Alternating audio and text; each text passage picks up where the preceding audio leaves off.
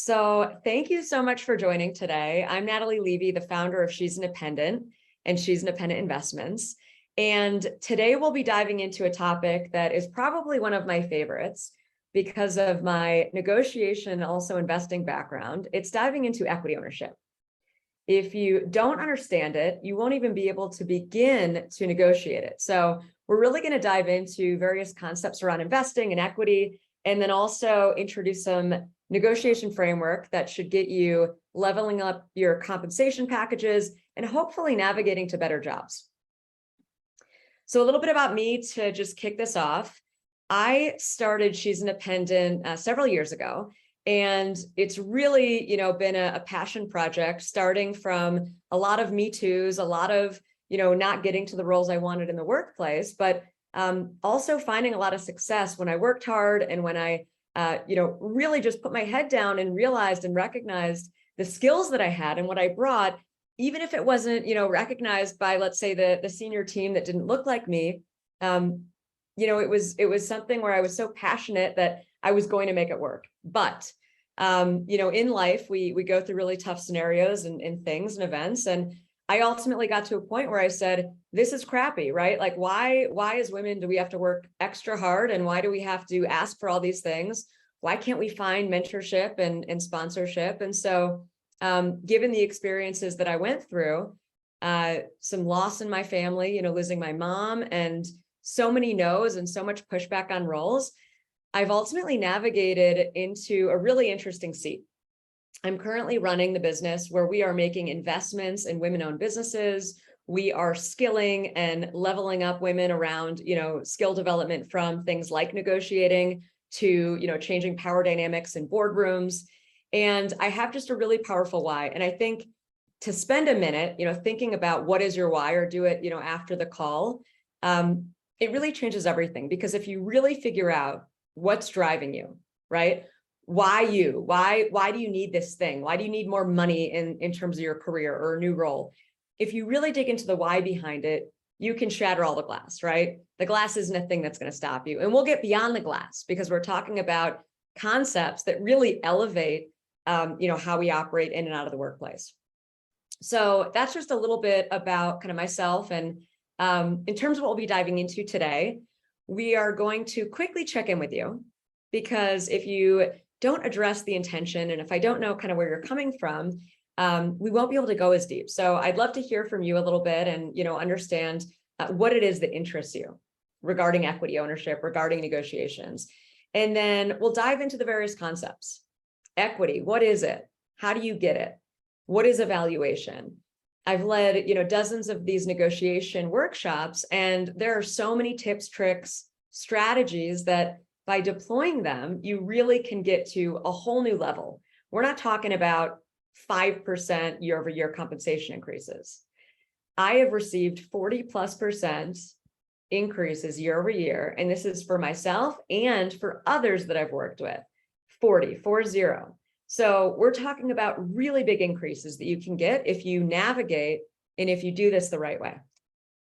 Finally, you have to know, what can you negotiate? So expectations, right? What should you be going for?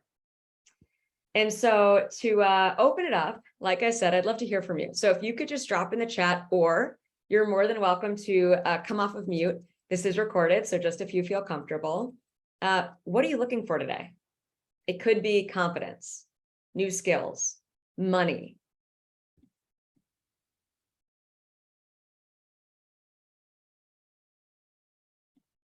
And I know some of you may have already done this. So there's a lot of learning, even if you repeat this workshop. So you are welcome to chime in, even if you've chimed in the past.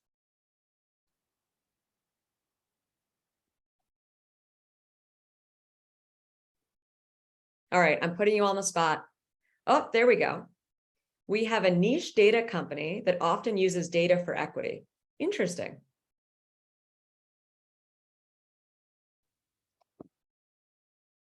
Diversify wealth. Hoping to better negotiate my equity percentage. Great. All right, so you're definitely at the right workshop, and we'll move on from here. So we all hear about DEI, right? Diversity, equity, and inclusion. And what is equity? At the end of the day, what is equity? We're going to define it. We're going to talk about it, but I want to point out some really important and really unfortunate gaps in the industry today. So many of us hear about the wage gap, and that is 83 cents on the dollar that women earn as opposed to or compared to their male counterparts. In this, by the way, all these gaps widen when we're talking about women of color. So 83 cents, but it gets even worse, and the number is lower when we're talking about women of color. The equity ownership gap. What's that? For equity earned and equity owned, the gap widens drastically. 43 cents on the dollar that women own for every dollar owned by men. And then finally, the VC financing or funding gap. Less than 3% of this VC financing today goes to women-owned businesses. Again, it is far drastically worse when we're talking about women of color, but we're not talking about, 80 cents on the dollar. We're talking about less than 3% of financing goes to women-owned. So when we're talking about equity, we're talking about something that's really important. What is equity? We're going to talk about it. But to get equity, we have to address and we have to talk about these gaps. So equity, in the simplest terms and the way that we're talking about it, it's ownership. Today, we're going to be talking about how do you own part of the business? How do you have shares or options? What does that look like? But equity is really ownership. It's say. It's some authority around. It's influence. And in terms of equity as it relates to what a company or an employer can give you, it's basically their way of saying, you can be an owner in this business. You can have participation and upside. If we do well, you get to participate in that. If there's a liquidity event, if the company is acquired or goes public in an IPO, initial public offering, you get to participate and actually get paid out or cash out on that equity. It is most likely, and I say possibly on this slide, but it is most likely a lot cheaper for them to give away equity than cash. It's good for you to know this. And so we're going to define and talk a little bit about private markets, private companies. What is investing? Because if you don't understand equity ownership or equity or investing or what it means, you're not going to be able to negotiate it. You can't negotiate something if you really don't understand it fundamentally. So there are plenty of ways to invest. Up on this slide, I'm mentioning just a few. So public markets, private companies, which we're going to focus on today, real estate, art, NFTs, other investments. There's so many different instruments or ways to get investment exposure. We're going to talk about private companies today because when we're talking about equity ownership, compensation from an employer, or maybe compensation because you're stepping into an advisory or board role, it's all about what is that company rewarding you with or awarding you. And by the way, you can still get options packages, you can still get shares for public markets and public companies, but more often than not, what we're talking about when there's sizable comp packages, it's around private companies. So we're really going to focus on this. So to understand and start thinking through some of these concepts, we want to first touch on the investing ecosystem. I'm not going to spend a ton of time on this stuff. We, offer other workshops, other deeper engagement around investing, but just at a high level, you want to understand that around equity ownership and around understanding valuations and the fundamentals of what is the company going to offer you or what can you ask for, these concepts come into play. Where is the company in terms of their financing? Meaning, are they very early in their journey and maybe they're actually bootstrapping or they've raised from, friends and family, or do they have a lot of institutional capital that they've raised? So understanding that stage of financing or where they are in terms of the life cycle of funding is a really critical part to what you can expect and what you can ask for in terms of equity. Types of financing, right? There's all different forms of financing. At a high level, there's equity, there's debt, and there's a bit of a hybrid instrument. But understanding that companies will, go through this raise process and determine how do they want to award employees or individuals that work with them, they're going to choose some vehicle. Most often, and what we're really going to kind of focus on today is options, but there also could be company stock, there could be warrants, there could be other forms of this. And I have up here another slide that's kind of indicating or describing, right, some of these different ways that you can invest, or ways that the company may give you exposure to the business in terms of ownership. So shares, I have up a picture of the S&P 500. The S&P 500, this is a snapshot from Yahoo Finance. This is basically a snapshot of what is the market doing? What is an index in the publicly traded markets doing? So I'm only showing you this as an example, but shares as an example, let's just say we're talking about Apple, right? You can look and say, where is Apple trading in the financial markets? Shares are something that, again, if we're talking about publicly traded assets, you can see the share price, it's something that's very transparent. Options, which I've bolded on this slide, is oftentimes what companies are going to award their employees or offer their employees, for that upside ownership. And options are a little bit different than shares. And to understand how to negotiate an options or comp package, you have to know what is the underlying asset or the type of investment in front of you. We're not going to get into all the details. This is really to start introducing some of these concepts so that you can both show up more confidently, know what questions to ask, and then figure it out so that when you're ultimately making that delivery, you're asking for the thing, you know what you're talking about. A few other forms of investments that I've listed up here that we often see on the private side, and something that our investment group sees pretty regularly, are convertible notes. And a subset or a type of convertible note is called a SAFE. And I just mentioned these because, again, we're talking about and we're focusing in on private assets. There's, of course, other instruments, other ways, like I said, warrants, are one example, but there are all different forms of investments that you can have exposure to. But when we're thinking about private companies, oftentimes they're going to be talking about options. So we're going to focus a little bit more on that. When you're thinking about or breaking down, what is that equity package? I really want you to be thinking in terms of percentage of ownership. So many people are talking about the number of shares. The number of shares don't mean anything. Let me say that again. Percentage of ownership is what matters. The number of shares do not mean anything. What do I mean by this? I've worked at so many startups, or I've had so many friends or colleagues say, oh, I have 20,000 shares, or I have 30,000 shares, and they're so excited. What is that worth? They have no idea. How many shares are outstanding? They have no idea. What was the last valuation of the business? No idea. So a share count, it means nothing.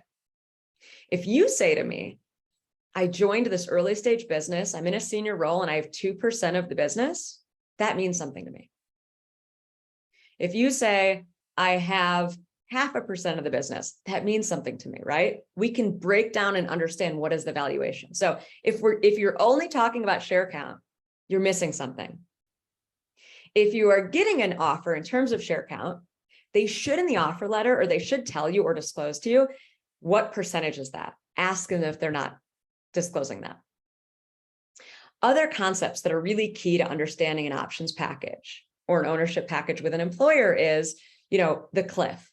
Meaning there's typically going to be a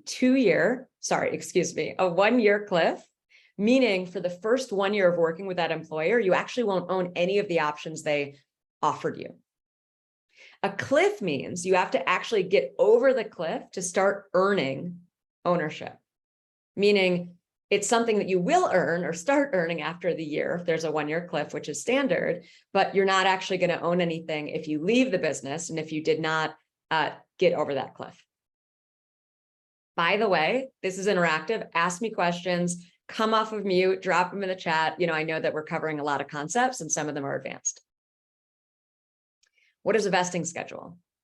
A vesting schedule means after that 1 year cliff, it doesn't all of a sudden go 100% ownership to you. There's a time period where you will start earning the ownership. So if it's standard, a 4 year vesting, 1 year cliff, then after the 1 year, can you guess how much you're going to own? If it's straight line vesting, it's 25%. And then typically it's, a monthly vesting schedule from there. So over that 4 years, you're only going to earn what you agreed to, or, what the company proposed to you and what you signed on after the 4 years. That's when it's fully vested. Similar with a 401k. So hopefully you're doing retirement investing. And if the company is doing a match, there may be a vesting schedule. What is a cap table? A cap table is understanding who are the other owners, right? How much does the employee equity pool have? Maybe 10% or 15%. You know what I don't want to see? I don't want to see a founder that doesn't give up equity to employees. That's really not a great thing, because I want to see that they're incentivizing, they're aligning, and they're getting really good people who are also becoming owners in that business. So you can ask questions like, when you're given the offer, well, what is the equity employee pool? How much is still open? How much can you still, give away? And by asking these types of questions, you're really going to both ramp up your knowledge. You're going to show them that you mean business because you know what you're doing, but then also you can ultimately navigate to a fair ask. So this is probably a concept that may blow your mind when I kind of bring it up, but it's really important. And I have a background in finance. And if I didn't have a background in finance, I probably would just gloss over this slide, but it's so key. What drives that valuation? If the company says, our last valuation was $50 million and we're awarding you, 1%, even though it's the 4-year vesting, great, starts getting exciting, right? What's 1% of 50 million? But what drives the valuation? Did that valuation make sense? Maybe the market was inflated. Maybe they, raised capital at a time where liquidity or, financing was easy, and they don't have a really good exit strategy. What ultimately is going to allow you to monetize that investment? So a few things to think about in terms of what drives a valuation are, what is the size of the business? I don't just want to know what they raised. I want to know, where are they in terms of revenue traction? Where are they in terms of profitability? So rule of thumb, if we're talking about a technology business with really good margins, it is going to be likely a multiple on their top line revenue. So if a company is making, $5 million, then maybe the company can be valued at $25 million if it looks, like a good growth company. But if we're talking about a low margin business or a business that isn't growing, it might see a much lower valuation even for the same top line revenue. Again, advanced concepts, but what I'm saying is a lot can drive the ultimate valuation. It's a story, and it's ultimately who is going to either buy that business or can they go, public? What is the ultimate exit? That's really what's driving the, can you get liquidity? Can you get paid out on your investment? A lot of things, a lot of factors can drive this. And a few things I want to point out here, sub bullets under that last point on the slide, is you a lot of times can get in this area of mania, right? A lot of investing is cyclical. Real estate doesn't always go up. I know that's going to blow your mind if you've only been looking at real estate for the last decade, but it doesn't always go up. Markets don't always go up. So I have up a picture of tulips on this slide. Basically, many hundreds of years ago, there was this idea that tulips all of a sudden became so popularized that they were worth a ton of money.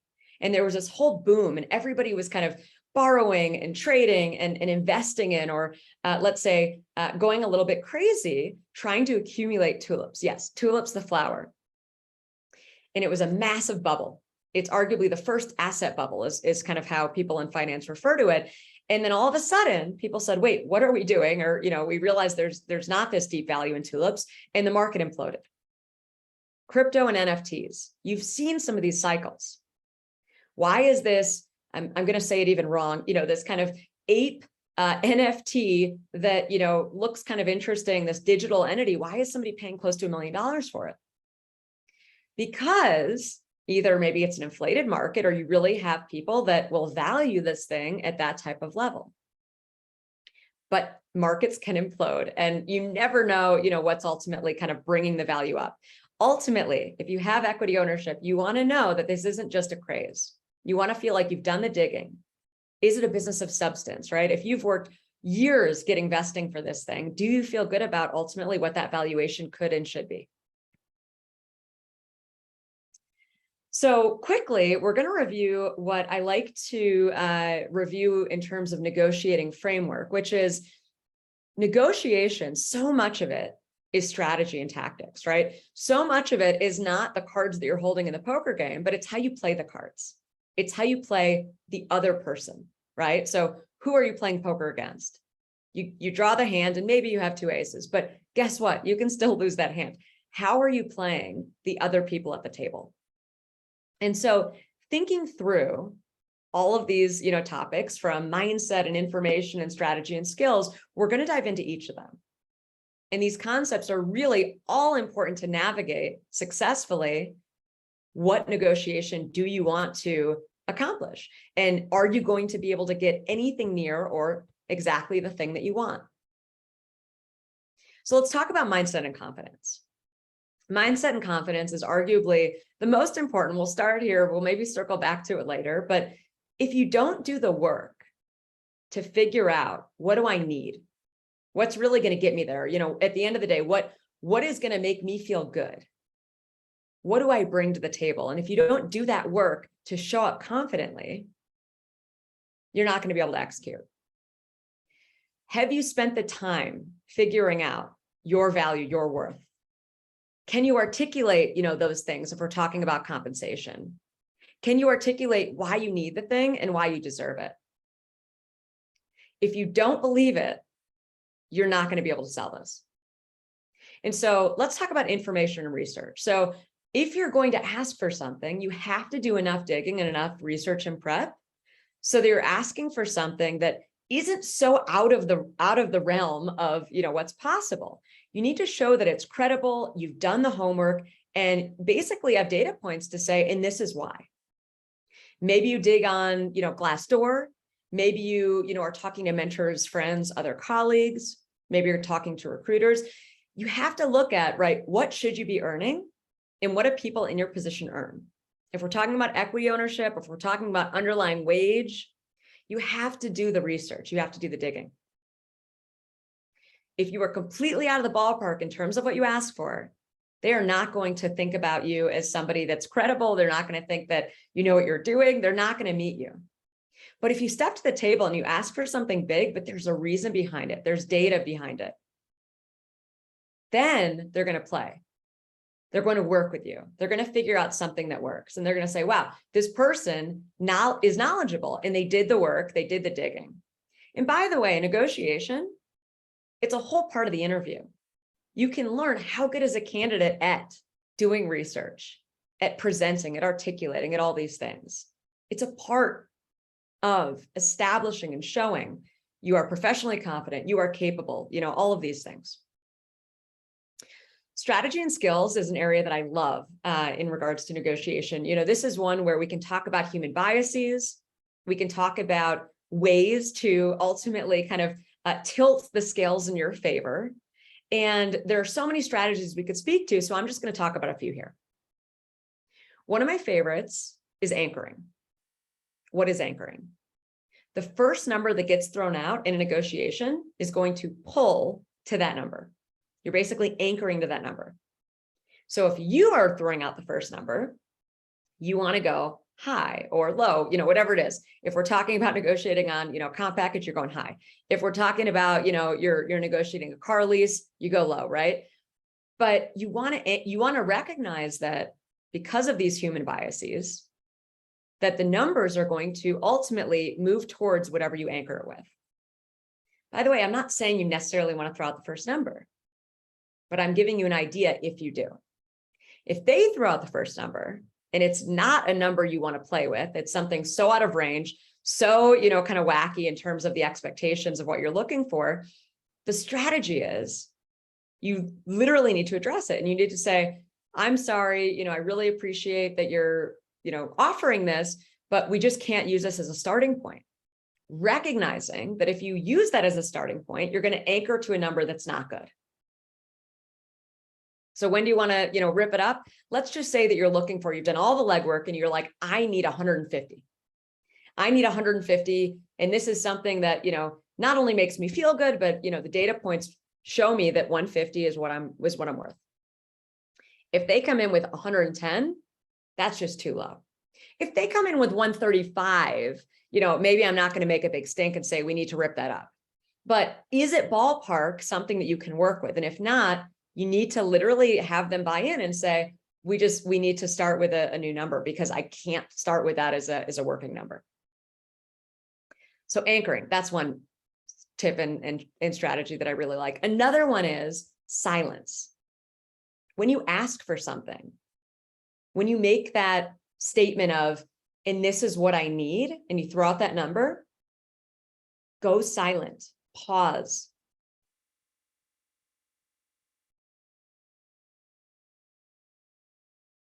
It can be awkward to be silent. But what you learn in that space when you're silent is so much. You're going to learn whatever they say first, right? They're going to give you information. They might say, well, it was a little more than we were looking for, and I'm going to have to go back to the manager to see. Or they may say, we'll think about it. We'll come back to you. But don't speak first, because there's so much you can learn in silence. And because silence presents this kind of awkward, uncomfortable pause that so many of us humans are programmed to speak through, the first person that speaks in that space kind of loses and gives up information. And so silence, it's another great one. Along the same vein of silence, it's a little bit different, but sleep on it. Never agree on the spot. You really, if you've done all this legwork and you're stepping into maybe a new role or a new comp package, you need to make sure that this is right for you. Sleep on it, think on it. Even if it feels good, don't just say yes. Maybe you sit back and you reflect and you say, wait, the top line number sounds good, but when I look at 401k or benefits, I actually realize that it's not that much better than what I have. Or they don't have a 401k, or they don't do a 401k match. So you may ultimately want to ask for more. Of course, this can all bake into equity ownership. I'm using numbers I'm thinking about them more like total comp numbers, but in terms of equity, all of these skills, right, you can apply for the equity ask. And so one more slide, just kind of reminding you around mindset. What are you doing to get into the mindset and the headspace? Don't be working on your crafting of the messaging that morning. Make sure you do the work before you're going to be on the call. Get a good night of sleep, make sure you're wearing something that you feel comfortable and confident in. Maybe put on some power jewelry, something that makes you feel good. Maybe before you actually jump on the call or go into the meeting, you do some breath work. Have you seen the lion's breath? And how are you holding yourself, right? Executive presence is a whole nother category here. Even in a Zoom, right? I'm not kind of back here in my chair and slumping over. I'm in the Zoom. I'm connecting. Maybe I have notes I'm looking at on my screen, but I'm making it look like I'm looking at the camera, right? These are things you can still do even virtually. All right, we're going to get a little bit more into these concepts and also dive into some examples around equity ownership and ways that I've navigated into a few interesting packages. But as I said, feel free to drop questions or, speak up if anything comes up. So when you are thinking about negotiating that equity package, there are basically these three levers to work on. What is the ownership, right? How much will you get? Not shares. What is the percentage of ownership? Of course, that translates to shares. What is the cliff and what is the vesting schedule? And I want to make a mention here that employee equity can look a little bit different than advisory or board equity. And so one of the members who, chimed in earlier around their equity package in the chat, what's your role? What are you looking for? And if you are a senior level employee, that can look very different than a junior level employee. If you're an advisor or a board member, we have a whole different set of rules, or I should say you can kind of break rules.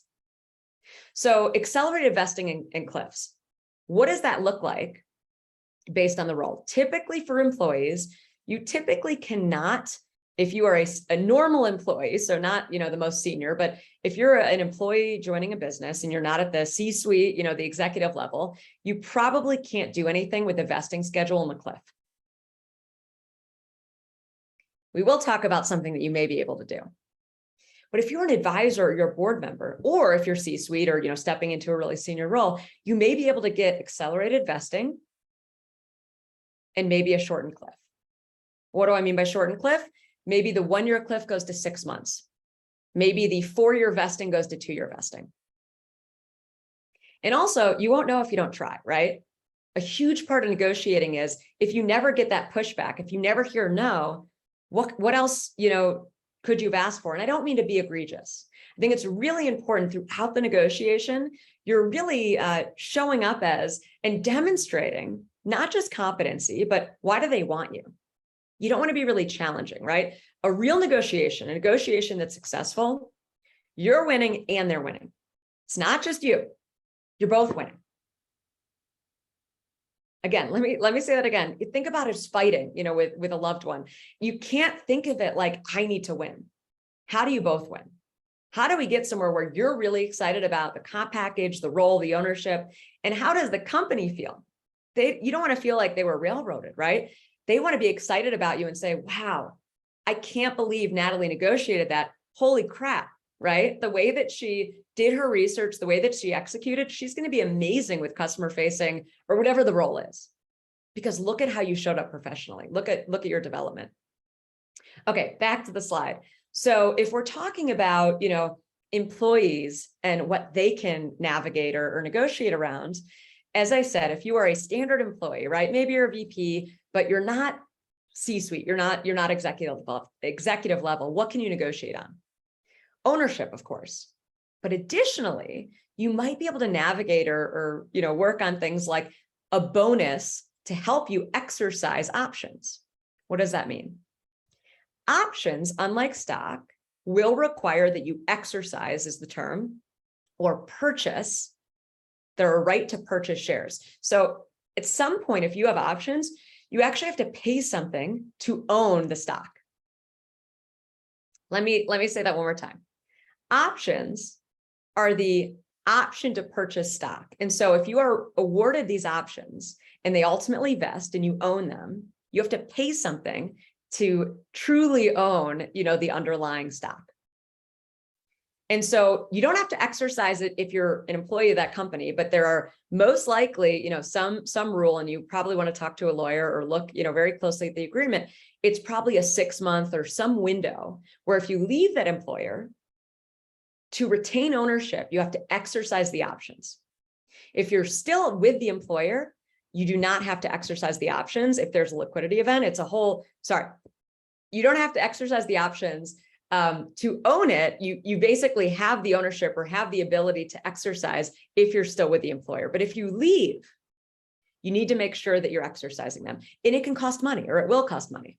And so what if as an employee, you say, okay, well, I want to, have this bonus that's awarded to me every time we do a fundraise, or, if I, reach a certain bogey or, this performance metric, and that ultimately can help you or give you the money needed to exercise that option or option package. So something to think about in terms of, why might a company speed up vesting or speed up, and give you a shortened cliff if you're not an employee and if you're an advisor or board member. Just think about it as the role is very different. And the role, or let's say the elevation of, the role and what you're bringing to the business, if you're a strategic player, if you're on a board, or if you're an advisor, it's something where you could actually add a ton of value in just 6 months or in a year. So you don't feel bad, asking for these accelerated things. A company may present you a board package or an advisory package and say, you know what, we're really pleased to give you, this accelerated package. You can even ask for more a lot of times because you're bringing a lot of value to that organization strategically. It's not just about the day-to-day execution, and it can, be value that you're really bringing inside of 6 months. It doesn't have to be a multi-year window. All right, so I'm going to give you a few scenarios, and these are actual companies. These are scenarios where I own equity or I've received liquidity because of the options package. So I joined a company as a senior sales hire, a sales director, and they were Series A funded. They had just started launching products, so they were just going to market. So they had no revenues, but they had millions in financing so far.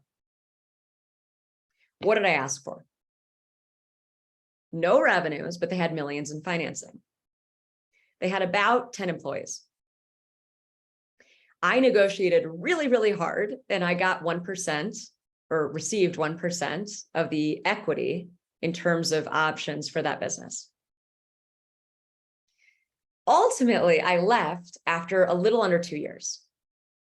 And the company raised additional liquidity or capital, I should say, throughout the journey. So I didn't have, 0.5%, roughly 2 years when I left.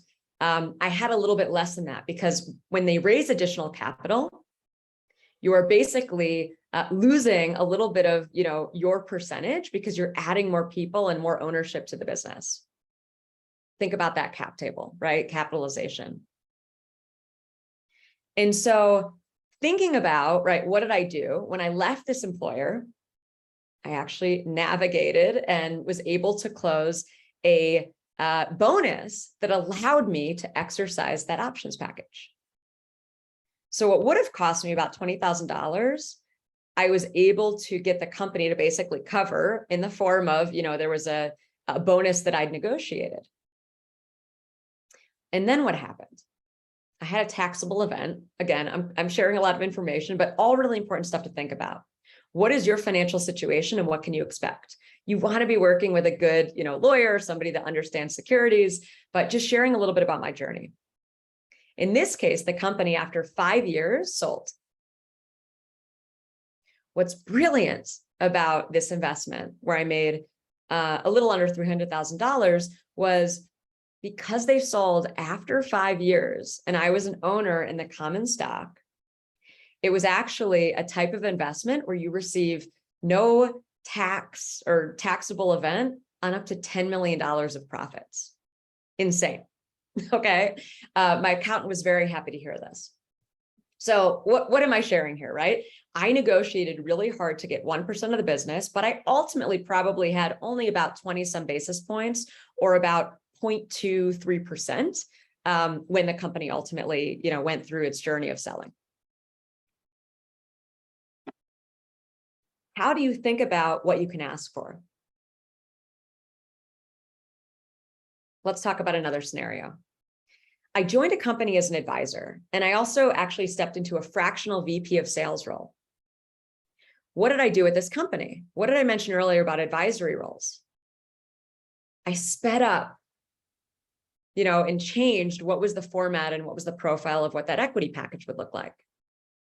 And so in this advisory role, this was a company that had actually a few $1 million of top line revenue. They were in growth mode, right? They already had some funding behind them. And what could I ask for? I was not stepping into, let's say, a full-time role to start. I was stepping into an advisory role. And so baking all of this in, and into consideration, I ultimately was able to navigate to 1/3%. 1/3%. Another way to say that would be 33 basis points. There's 100 basis points in 1%. And again, vesting schedule and, ownership, thinking about all these things. I was an advisor. I knew that I was going to work with them for only so long. So I knew I wasn't going to ultimately get the 1/3%, because I was not going to be there for the full vesting timeline. So back of the envelope, I'm only going to get roughly 15 basis points, or not even that, about 12 basis points. But understanding that the valuation of this business was significantly more than my last example, and understanding and thinking about, right, how is this rewarding me? And just thinking about such a mission-driven, interesting business, it all is something that worked out. It worked out in such a way where I felt really good about the potential upside. They didn't pay me what I wanted as an advisor, but I knew that I had substantial upside on the option package. Again, I know some of these are advanced concepts, so thanks for bearing with. I'm trying to give you examples because at the end of the day, you really don't get much transparency in terms of equity ownership. Equity ownership is something where there's a million data points. You can play around with sites like Glassdoor, and you can actually get some intelligence around what ownership might they give me. You can look at sites like AngelList, which again might give you an idea of how much ownership percentage can you expect. But by looking at and diving into specific scenarios, or having conversations with investors or people that understand, these types of ownership, that's the only way you're going to be able to get to the number of what can you ask for and what is reasonable. I'll give you one more example. One of my close friends, who's a part of She's Independent Investments, she actually was navigating an equity comp package with a future employer.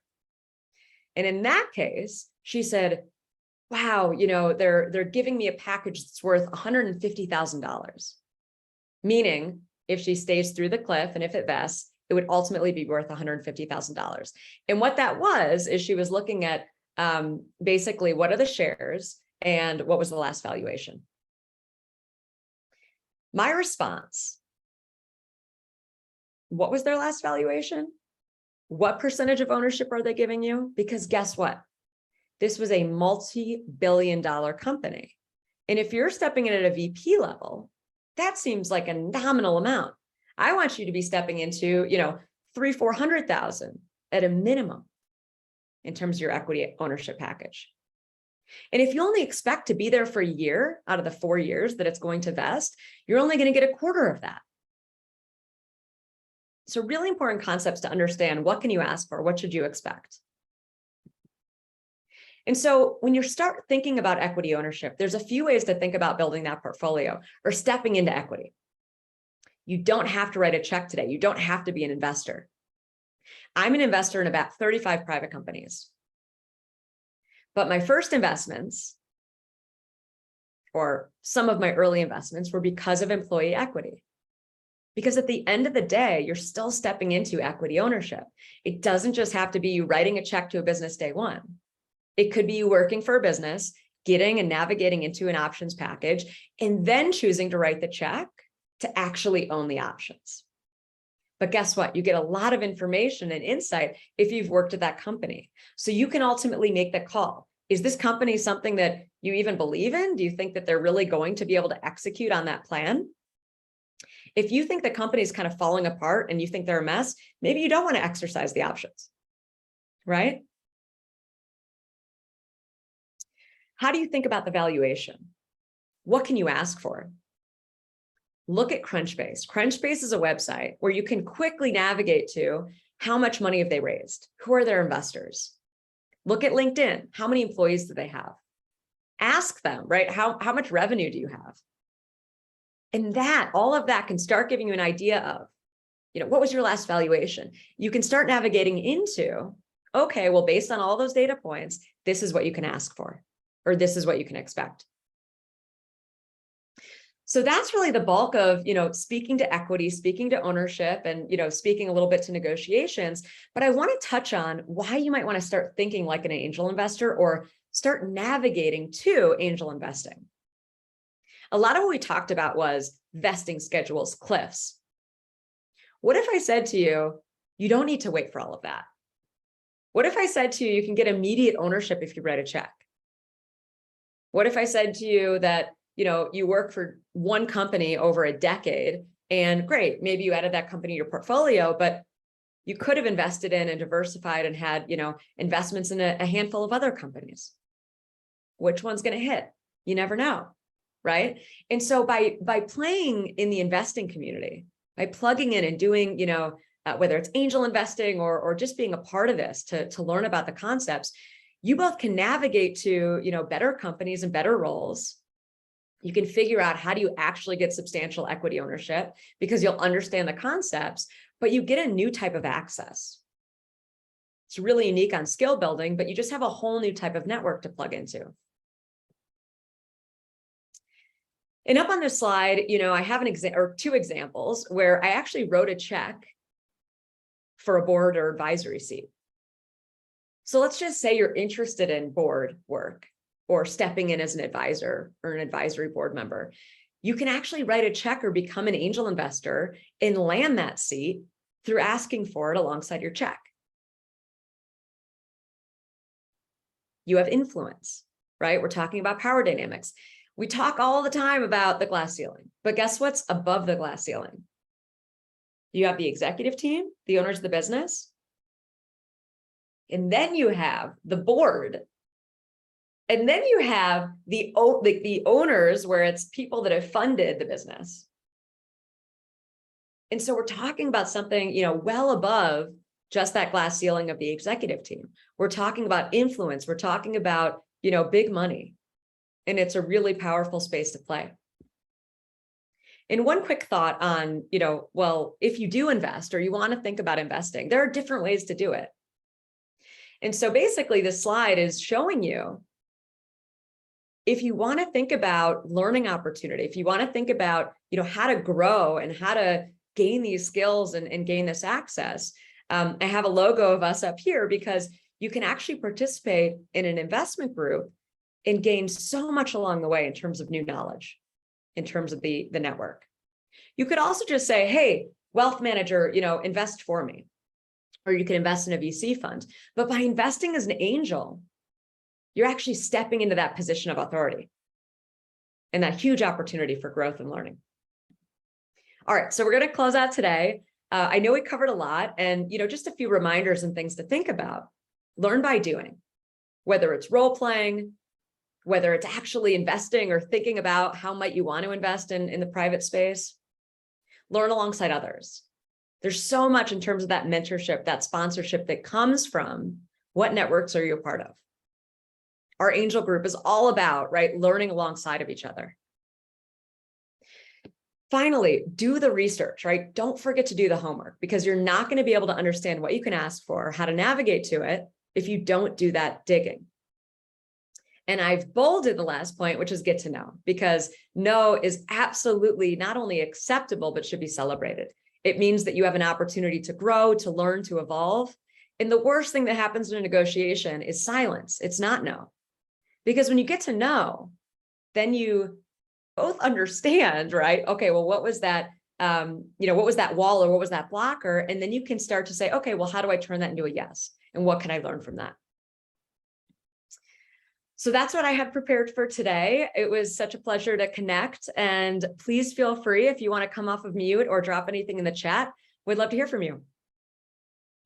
Again, maybe you have questions around current scenarios, previous negotiation scenarios, and you are more than welcome to drop them. Hey, Natalie, I had a quick question around, I've been negotiating equity for a while, but as an executive at startups. Okay. Looking at board positions and or advisory board positions, Sure. What is the general ballpark of average or normal there as far as those percentages for those roles? I think it really is going to, bake down to, what's the size of the business? Because if we're talking about a small private company that's worth $10 million, it's very different than a private company worth $500 million, right?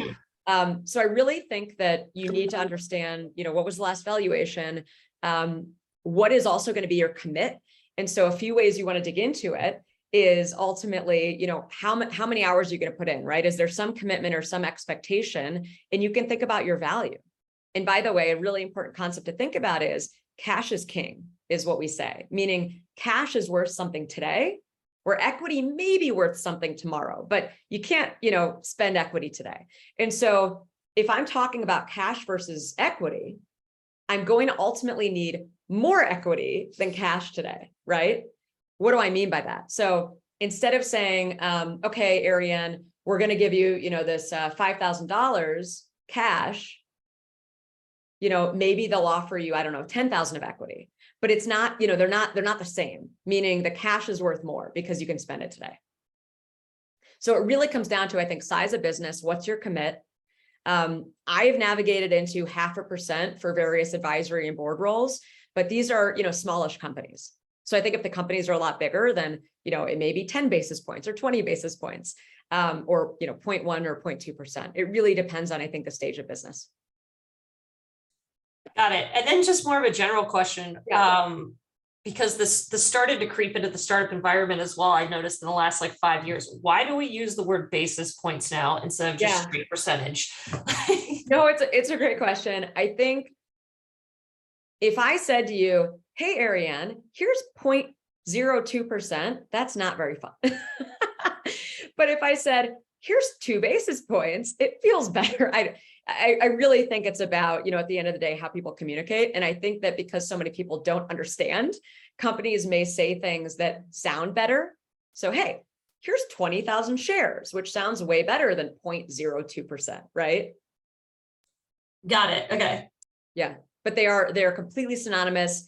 But it's terms that a lot of people don't understand. So it's really important to understand them. Great questions.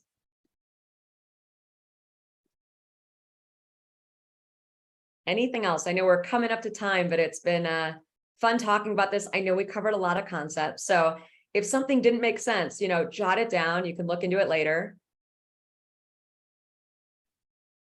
Thanks, Tammy. Thanks for the note. All right, so I am going to shut it off today. I know we had some trouble with people joining, but oh, there we go. Hi, it's nice to see you. Oh, you're on mute. Thank you so much. Yes, absolutely. Great. So if we don't have any more questions, I mean, I can shut it off for today. I know some people had trouble joining us, but what a fun topic. I'm really hoping that we can get a lot more of these negotiations going so that we can get rid of that equity ownership gap and hopefully start getting some more women into the investing world. So if you have any interest, questions, you can follow up with me. My email is natalie@shesindependent.com. We also have a negotiation series, which is self-recorded. So it goes even deeper into some of these concepts. And it also gives an example of how might you want to negotiate, an advisor or board equity package, including some suggested language. So that's also something that you're more than welcome to check out and navigate to from today. All right. Thanks all. Thanks, Allie. Bye.